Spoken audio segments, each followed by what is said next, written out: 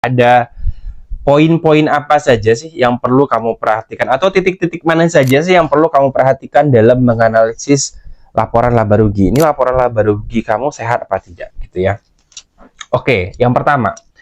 Yang pertama, kamu harus bandingkan sama target. Di awal tahun, kamu harus setting dulu targetnya nih, masing-masing indikator tadi. Pendapatan operasional, beban pokok penjualan, beban operasional tak langsung, kemudian beban penyusutan, dan lain sebagainya, semua indikator yang kita sebutkan sebelumnya, itu kamu harus buatkan targetnya satu persatu, sampai ketemu nanti laba bersihnya targetnya berapa. Itu satu, bikin target dulu.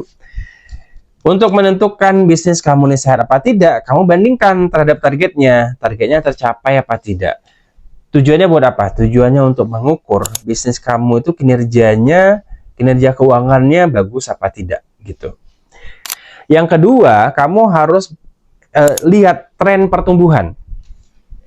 Cara melihat tren pertumbuhan itu ada dua. Satu, kamu harus mengukur bahwa pertumbuhan pendapatan harus lebih tinggi daripada pertumbuhan beban.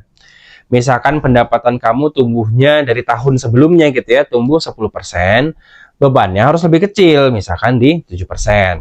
Kalau bebannya tumbuh lebih besar, ya mungkin saat ini tidak rugi. Secara laporan laba rugi mungkin untung gitu ya, positif gitu ya. Atau secara target lebih besar dari targetnya. Tapi kalau kita lihat trennya, ternyata pertumbuhan beban itu lebih tinggi. Misalkan tadi 10% pendapatan, 12%-nya tumbuhnya beban. Itu jelek. Kenapa jelek? Karena itu akan mempengaruhi sustainability. Dalam jangka panjang, bisnis kamu tidak akan mampu bertahan kalau seandainya kamu tidak mampu mengendalikan pertumbuhan beban.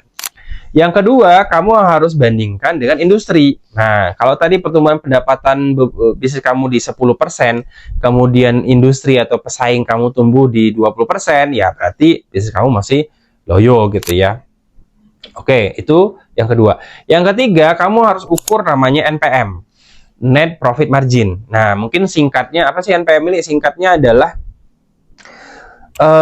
seberapa efisien sebuah bisnis atau bisnis kamu dalam menghasilkan penghasilan. Kurang lebih begitu. Jadi dengan mengukur 3 indikator ini, satu, kamu bandingkan dengan target, kedua, kamu hitung tren pertumbuhan di mana pertumbuhan pendapatan harus lebih besar daripada pertumbuhan beban, kemudian terakhir kamu hitung namanya NPM rasio, Net Profit Margin rasionya, di mana pertumbuhan NPM-nya harus selalu tumbuh positif setiap tahunnya dan makin besar makin bagus. Kurang lebih itu titik-titik yang perlu kamu perhatikan dalam analisis laporan laba rugi.